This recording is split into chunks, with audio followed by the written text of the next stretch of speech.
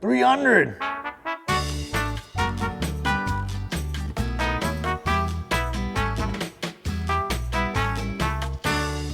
What's going on, guys? So in this box, I have the world's best turbo blanket for the FL5. So I was told. Is it the best? Let's go find out. All right, guys, so going into this year, I wanted to build a pretty sick engine bay for the FL5. One of the key components is having like a sick, badass turbo in that engine bay, because when you open it up, it's all turbo, man. When I started doing my research, I think hands down by far, I think the best looking turbo is made by HKS. That combination is just absolutely amazing, because I've seen it at SEMA when they have it on display. Absolutely amazing. I wanted one of those turbos in this engine bay for sure in my FL5 build. In that research, turbo blankets kept on coming up. I know it's like an important component for heat management in the engine bay. You don't want to skimp out. I'll show you my current setup right now that I have. When I started Googling, there's a few that kept on coming up. Obviously PRL. PRL is, for some reason, always comes up. The algorithm is just amazing. Like, they're always popping up on the searches. So for anything FL5 wise, PRL is just probably the front runner. Is it the best? I don't know. I'm not too sure. I don't have anything PRL in my engine bay, but nonetheless, they kept on coming up. PTP kept on coming up, and one other one came up, and I'll show you guys after that.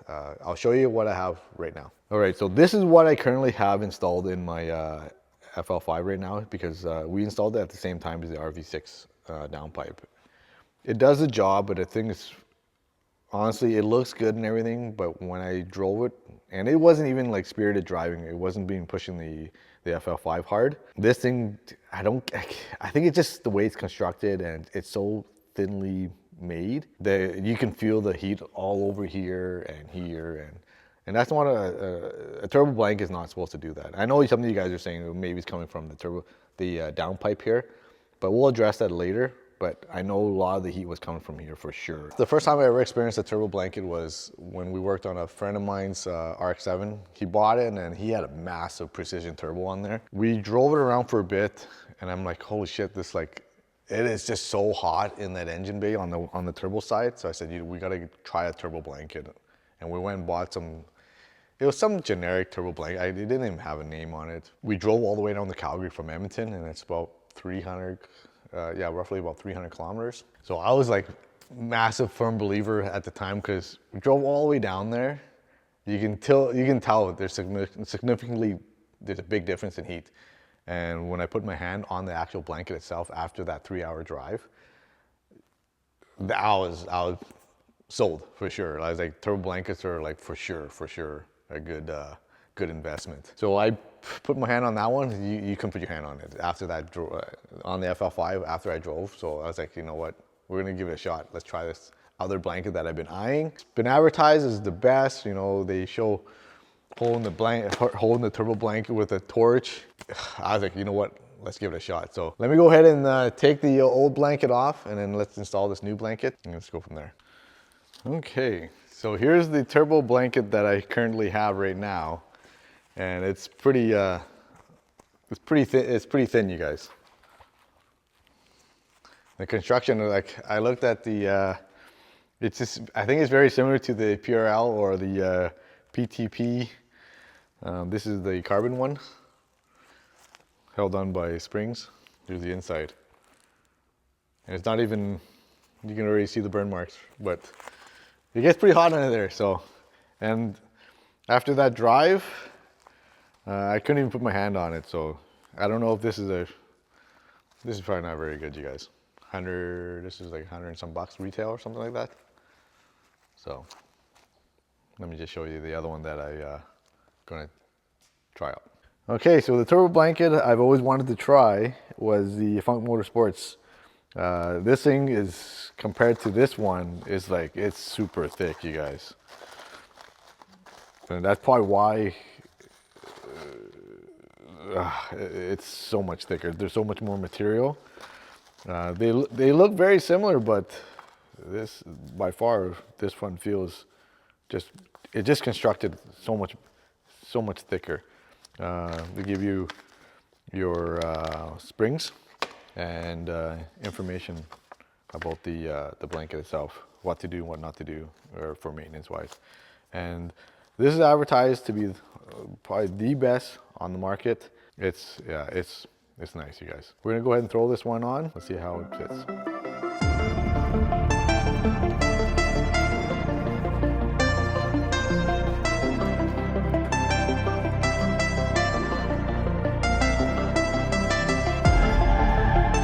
All right, good morning, guys. We are in the car. So I've finished installing the turbo blanket. Now I'm gonna go ahead and take the car for a drive. What I'm gonna do is just basically just drive normal, like my normal commute. And then we're gonna pop the hood and then take some temperatures. All right, guys, just wanna mention one thing. Last time I installed the RV6 downpipe, I noticed once in a while I get a check engine light will come on, and I think it's the code that I get is P0139. I think that's the one. It has something to do with the downstream O2 sensor, and I've been reading a lot on the forums, and some of you guys are saying using Hondata is the easiest way, or defouler. Since I have Hondata, I'm gonna go ahead and use that, and I think you can turn off that sensor, or that O2, yeah, the O2 sensor. But I don't know if that's good. That's a good thing or not. So I'm gonna give that a try before I get it actually professionally tuned. At first, I was like, you know what? I kept on bringing the laptop. I was like, oh, just in case it goes into like, you know, you get that check engine light, and then it goes into almost like a limp mode. But you drive like it still drives like normal, but it just get that annoying check engine light, or it flashes and it doesn't rev match and all that stuff, right? So I've been using the Hondata app, and oh, right there, see? So I've been using the Hondata app, and it works great, just for convenience wise. But I'm gonna go into the laptop to actually delete that one code. All right, so if you guys notice, the intake temperature is at 30 degrees Celsius. So we're in Canada here, and outside temperature right now it's 18 degrees. It's not that bad, because when I did the dyno, it was the intake temperature was actually really hot. So I don't know if it's you know, the effects of the turbo blanket or not, but it's much cooler. Right, if you notice, now that we're off the I don't know if you guys can see or not, but now that we're off the freeway, the intake temps are starting to climb, and they're hovering around the 37, 38, roughly around there. Depends on how fast I'm going. Right now I'm cruising roughly around 50 kilometers an hour. In the ambient air outside, or the outside air temperature is 17 degrees Celsius. So it's a little more cooler today, which is good for the car, but good for the intake temperatures too. Okay, since we have this check engine light that I have here, because I know it's because of the downpipe, I'm just going to show you guys the Hondata app. It's pretty cool. So it automatically connects because it's Bluetooth, the new Mini. So we'll go back, diagnostics, and trouble codes, and it says right there, P0139, O2 sensor circuit low response, bank 1 sensor 2. So we're going to go ahead and clear it. And all it says is, are you sure you want to clear it, or erase the codes? Erase. And now it's all clear. And we'll go ahead and restart the car. And then to take effect, you have to clear the app too. So you have to get out of the app. Start the car.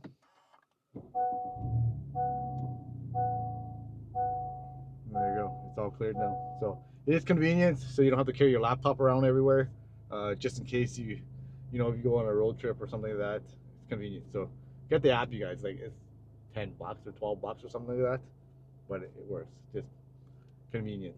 All right, you guys. So I took a 20-minute drive from my house to the studio. So it feels a little warm under there, but let's give it a shot. Ah, not bad. I don't know if I should touch. Ooh, yeah. Okay, don't touch that. That's hot. Ooh.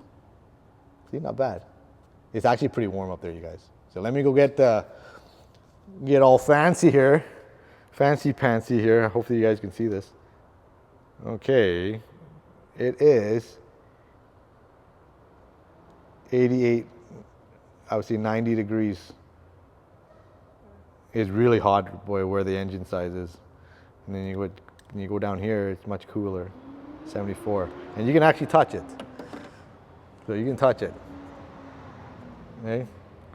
So try it. Try it. If you don't believe me, try it. Go for a drive, 20 minutes or so.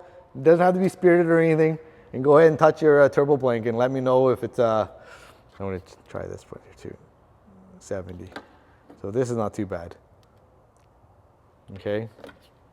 This side should be much cooler. Yeah, see, much cooler. And my intake up top here is 80 degrees. So it's really warm to the touch. And I wouldn't touch this side. This is really hot here. 100 and some degrees, what a big difference. So touchy, don't touchy. Look at the big difference from where the turbo side and then the, because this is coated too. The RV6 one is coated, but I ain't going to touch that. Yeah, I ain't going to touch that. It'll probably leave some skin behind. But, so Funk Motorsports, it's actually pretty good. Johnny, come here, come here. No, before you burn. I'll do it myself. I don't trust you. Come on. Okay, here, hold the camera. Hold the camera. Okay, you guys. So online, they always show like, oh, holding the jacket and using a blowtorch. But before we do this, for test purposes, scientific test purposes, I just want to say thank you to James, VtecSlayer. He's the one that hooked us up with the Funk Motorsports turbo blanket. You guys, I'll leave his link in the description below if you guys want one of those Funk Motorsports turbo blankets. But let's get right back into this. He actually has really good deals, and that's why he hooked me up. So yeah, go check him out, you guys. Okay, did you get the fancy?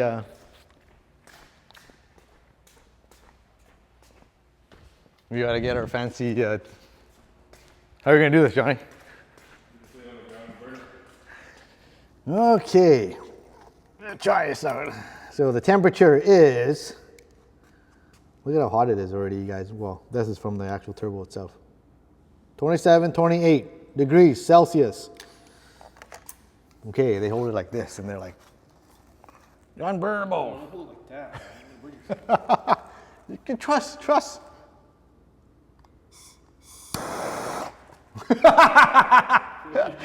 What are you flinching for? I was getting closer. I think it was pretty fucking hot.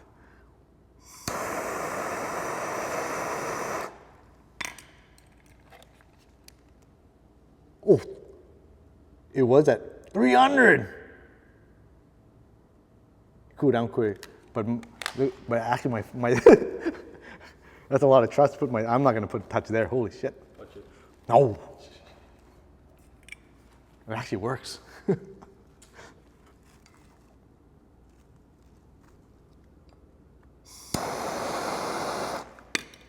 Okay, where's that 300? I'm gonna put it down. Number 10. Okay. Ready? We're at 152. Oh, it tapped out. It tapped out. But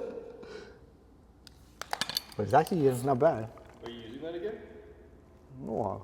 We should just melt it, see how much heat it takes till it melts through. No, the other one is better. I know, listen.